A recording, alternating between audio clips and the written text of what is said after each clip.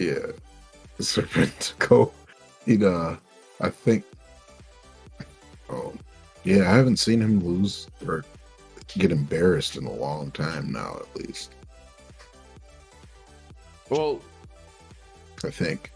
it depends on what Maybe. you want to call about getting embarrassed for Serpentico, because in the Trios Battle Royal tonight, they did the whole spot where Luther just whips him around the ring into everybody, then goes to hold his hands up, and then Serpentico just collapses.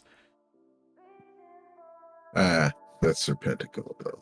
It's okay. His opponent beat his ass to beat their opponent's ass. It's a chaos project thing. Which I did not know added Angelico. I don't know. Yeah, I didn't know who that was until he was in the ring and then being thrown out the ring almost immediately after. So a long time ago, they were a tag team called, I think it was the Hybrid 2, TH2, with Jack Evans, I believe was the name, and they were basically they were slightly below Private Party, probably when AEW started. Like, because at least Private Party got some big wins, so I guess like the Young Bucks, but THU would have been like a team right below them. It's like, hey, we can be competitive, but we're not going to actually be competitive. Yeah, I don't know much about that guy. Since then, I usually at least I've seen him because I skim through Dark and Dark Elevation, but I'd never watch any of his stuff. Like when I see that he is the featured wrestler and it's him against someone I've not heard of, skip. I mean, I could tell you we can wrestle, but find the Willow match. We'll see that next week. Yep, that's what I do. We'll have 2 main events on that Rampage.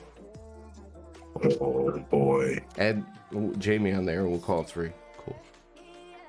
Oh. Wait, that would be too many. There's only one main event.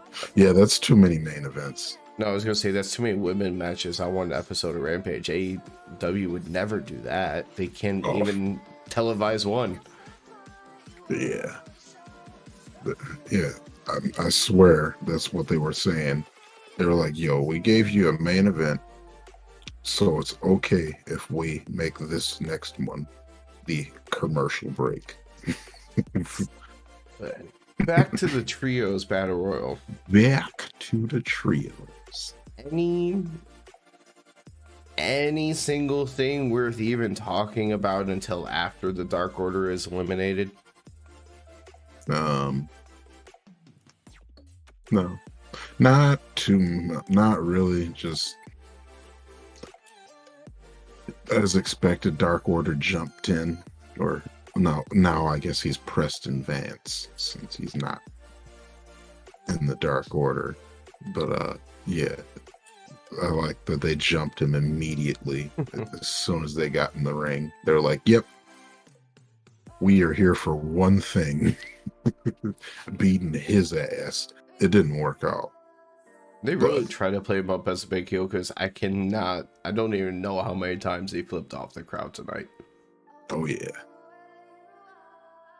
He flipped off the crowd a lot. Then they did their LFI, power to the people fist. Yeah. But yeah, no, there's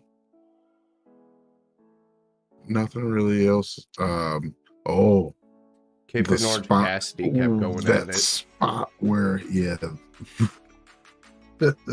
those two were tumbling outside the ring, all up the ramp. I feel like that's how the fights between those two end up every single time.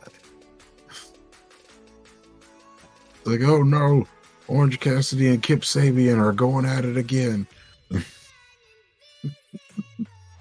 The biggest brawlers in AEW. Yeah, like if they do that again without a match, they're gonna be starting to get to Peter Griffin and the Chicken level. But you're about to mention a spot. Oh, oh yeah.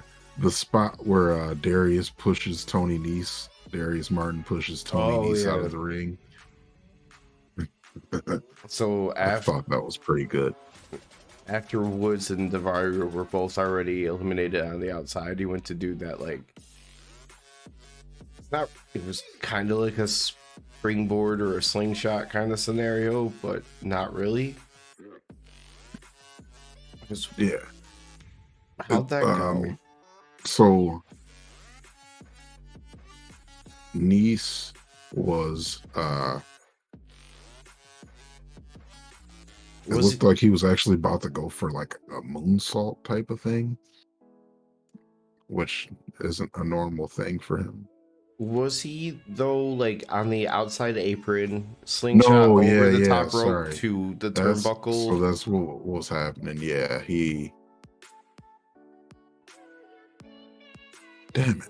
What was he doing with Dante? Oh, He was doing something with Dante and he ended up on the other side of the ring.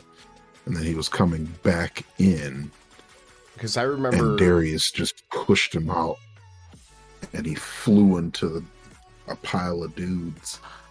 because I really thought that they were going to do the spot where like he pushes him when he springboards off the top rope back into the ring. But once he got into the ring, I was a little bit surprised. But they did it where he lands in the turnbuckle, and as he goes to jump off that, he like shoves him over the top rope. Yeah. Yeah, that was good. Good job, Tony Nese. I think the only way that could be better is if it was like Keith Lee pouncing him at that exact same moment.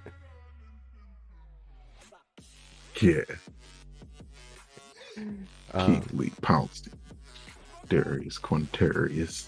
This is because if he flew like a pounce, like going into that like the way he got shoved while jumping, it was reminiscent.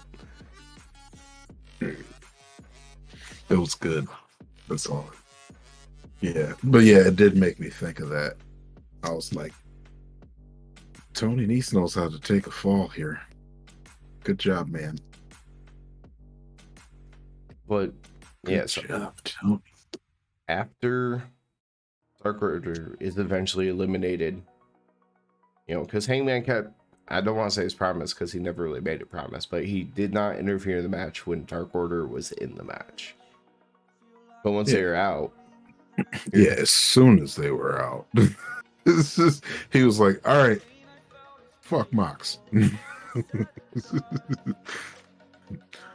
so the ring is finally emptying, right? Because we're down to Top Flight and then Claudio and Mox. Feels finally cleared. Hangman gets in there, and now all of a sudden the ring is completely full again with security guards and staff. Yes. Because Hangman barely even got down to the ring, and staff was like, yeah, we already know what's about to happen.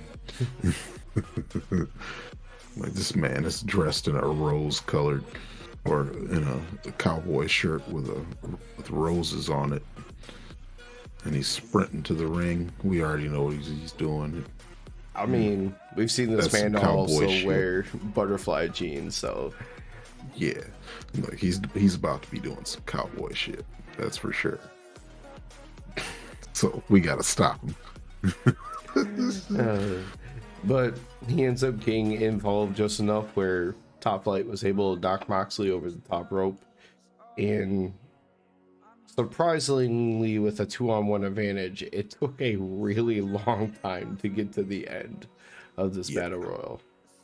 Yeah, I was a little worried that they were gonna have Claudio beat Top Flight by himself, and I'm like, come on, guys, we gotta stop making the young tag teams look really weak by letting Claudio demolish them by himself. I thought Claudio was going to Claudio his way to victory because he was carrying them both on his shoulders at some point. Yeah, that's what I was fully expecting to happen for a while there. That would have been another thing that would have pissed me off tonight, is if he carried them both on his shoulders and tossed them over at the same time and won. I'd be like, well, you just murdered Top Flight. Thank you very much. Yeah. Yeah, that would have been a very sad moment for me too. Because more than one time, I thought that's what was going to happen. And I'm like, no, you can't. You can't murder Top Flight. Come on. Yeah. They went back and forth a lot. I don't know what, maybe another 5 minutes when it was just the three of them. Yeah. Yeah, a lot of back and forth. Claudio got both of them up a couple times. They tried to power him over, failed. They tried to power him over. They tried to clothesline him over. Eventually, at some point, Claudio caught Darius. They went through a bunch of stuff where he caught Dante, and they did a bunch of stuff, and it ends with Dante kind of pushing Claudio with Dante in position to do a Hurricane Rana, take Claudio over the top rope for the win. Yeah. Top Flight AR Fox wins. Don't. AR Fox hop back in the ring. He was like, thanks, guys. Thanks for the $100,000. Yeah, $300,000. I'm gonna see if I can get a loan from one of them.